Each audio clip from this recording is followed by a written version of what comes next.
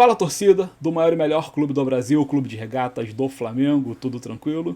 Meu nome é Fábio Saúza, eu sou o cego total e total também ao meu amor, é o nosso amor pelo Flamengo. Antes da gente falar do jogo de ontem, a vitória avassaladora por 4-0 em cima do fraquíssimo Boa Vista, quero falar um pouco sobre a situação do Thiago Maia. O que o Flamengo está fazendo, agora eu tenho que dizer, é uma baita de uma sacanagem. Estão sacaneando bonito com o Thiago Maia. Por exemplo, no jogo de ontem, tudo bem, tivemos mais uma vez uma excelente atuação do Igor Jesus, tivemos o De La Cruz improvisado como segundo volante, que para mim foi um desperdício, tá todo mundo falando que ele jogou bem, mas De La Cruz pode render muito mais na sua posição. Sacanagem que eu digo também é o seguinte, o Tite tinha à sua disposição outros volantes de ofício para substituir a ausência do Coringa e também do Pulgar, mas não, do Alan também, mas não, o Tite preferiu improvisar. Deu uma de professor Pardal, mas graças a Deus que o adversário era tão fraco que não deu pra gente perceber um improviso. O Flamengo venceu e tudo certo. Mas a sacanagem é essa aqui, ó. Thiago Maia é um volante que sempre honrou o manto sagrado enquanto atuou com a gente. E ontem, cara, nem no banco o cara tá. O Tite simplesmente afastou o maluco. Ele não treina mais com o grupo. O Flamengo praticamente não tem mais interesse nenhum nele. E o Internacional tá doido para contratá-lo. E o Flamengo tá amarrando a situação pelo simples motivo de que Flamengo, Rodolfo Landim, Marcos Braz, Bruno Spindel e toda a alta cúpula estão mendigando, essa aqui é a palavra, 250 milhões de... Milhões, quem dera se fosse, meu irmão. 250 mil dólares. Por causa de 250 mil dólares ou 250 mil euros, que praticamente é o mesmo valor, o Flamengo não está liberando o Thiago Maia para o Internacional. Cara, que sacanagem. É aquela parada, os caras têm, quanto mais tem, mais querem. E estão atrasando a vida de um profissional que sempre honrou o manto sagrado por causa de uma mixaria. Mixaria, volto a falar, galera, comparado com os valores que o Flamengo está acostumado a arrecadar. 250 mil euros é dinheiro que muda a vida de todos nós, mas para o Flamengo é apenas um grão de areia no meio do deserto. O que acontece? Internacional está querendo pagar 4 milhões pelo Thiago Maia, Flamengo quer ficar com 3 milhões de euros desse valor e repassar 1 milhão de euros para o Lille, que é dono de 50% do atleta. Venderiam 50% do Thiago para o Internacional e Flamengo e Lille ficariam com 20% cada um. E o Flamengo ainda assim quer segurar 3 milhões de euros. O Lille falou, não, beleza, você pode fechar esse negócio, porém, ao invés de você me dar 1 milhão, eu quero 1 milhão 250 mil euros. O Flamengo ficaria com 2 milhões 750 mil euros e mais 25% do Thiago.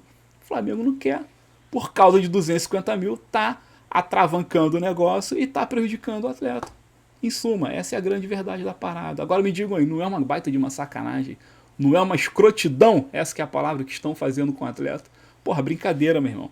Todo mundo está saindo perdendo nessa história, porém o mais prejudicado de todos é o coitado do Thiago, que ontem poderia estar em campo contribuindo com seu futebol e contribuindo para o Flamengo. Vamos ver se a alta cúpula rubro-negra toma um pouquinho de vergonha na cara e desenrola essa parada até o final do dia de hoje, quem sabe no mais tardar amanhã.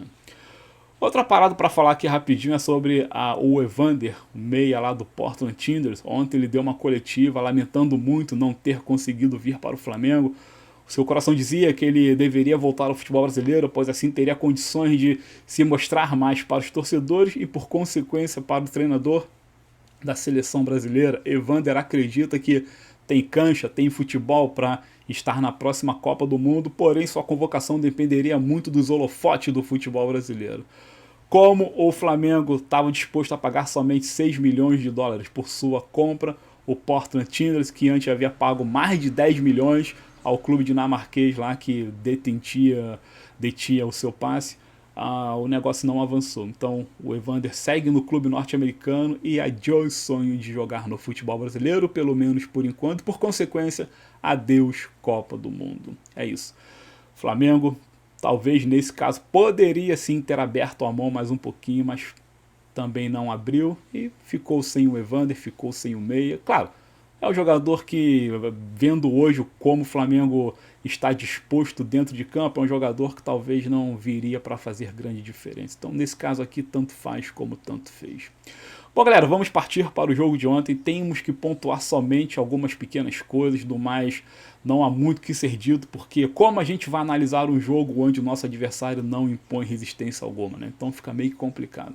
Mas antes gostaria de pedir que vocês chegassem juntos aqui no Flacigueto, que ativassem o sininho das notificações, que deixassem a sua inscrição, seu comentário, seu like, seu compartilhamento. Todo esse engajamento ele é fundamental para a saúde do projeto, então, por favor, galera, vamos juntos nesta jornada, lembrando que a meta dos 10 mil inscritos até o final de abril está valendo, temos tempo, então vamos que vamos nesta jornada. Curtam, comentem, compartilhem, se inscrevam, lembrando que toda a sua ajuda ela é 100% gratuita. Tá bom? Muito obrigado e vamos falar do jogo. O Flamengo entrou em campo com os improvisos devidos, os quais eu já falei aqui, pela ausência do Gerson, que está ferrado do rim, pela ausência do Alan, que está com dengue, pela ausência do Pulgar, que estava com febre, acho que está até com dengue. Mas as improvisações deram muito certo, já que a principal delas foi a presença do garoto Igor Jesus, que novamente jogou como se estivesse vestindo fraque, como se estivesse de terno e gravata. Esse moleque é o futuro da volância rubro-negra.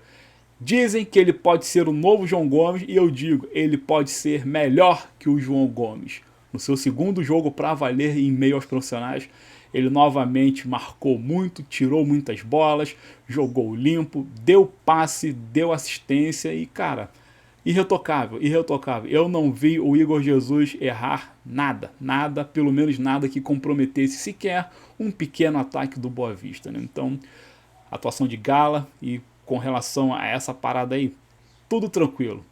E a improvisação do De La Cruz para mim não funcionou. Volto a falar, se fosse um jogo pegado com um adversário mais perigoso, ou pelo menos um pouquinho perigoso, já que o Boa Vista é zero de perigo, o Flamengo passaria sufoco porque o meio-campo ficou muito exposto e o pobre do Igor Jesus ficaria sobrecarregado. O De La Cruz, como segundo volante, não marcou como deveria marcar um volante de ofício e nem atacou como deveria atacar um meia de ligação ou até mesmo um meia de criação, né? O De La Cruz ficou meio que sem função, mas tudo tranquilo. No lugar do De La Cruz entrou o Luiz Araújo, que graças a Deus está mostrando o futebol que ele tem. Luiz Araújo está em franca expansão, está pedindo passagem como titular e vai ficar pesado, meu irmão. Vai ficar pesado pro De La Cruz, porque a concorrência direta é com o De La Cruz, cara. E hoje, Luiz Araújo e De La Cruz, meu irmão, baseado nas últimas 2 até 3 atuações do Luiz Araújo, eu fico com o Luiz Araújo. Agora, o que a gente pode fazer um pouquinho mais lá na frente? Talvez improvisar o Luiz um pouquinho mais para a posição de Cebolinha, não dá, né? Porque Cebolinha é para a esquerda, então fica um pouco complicado. E por que a gente vai tirar um jogador que está bem demais na sua posição, meio que na direita, e jogar na esquerda só para satisfazer o ego do De La Cruz também? Então não vale a pena. Desse modo, volto a falar, abra o teu olho, De La Cruz, porque o Luiz Araújo está pedindo passagem e se continuar assim é mais do que justo que ele seja o verdadeiro titular naquela posição. Arrascaeta novamente jogou muito bem, marcou 2 gols, embora os gols da partida para mim também não sirvam como muita referência, volto a falar, por causa da fragilidade do Boa Vista. Mas ainda assim o Arrasca marcou 2 vezes, o Luiz Araújo, para carimbar a sua belíssima atuação, marcou também.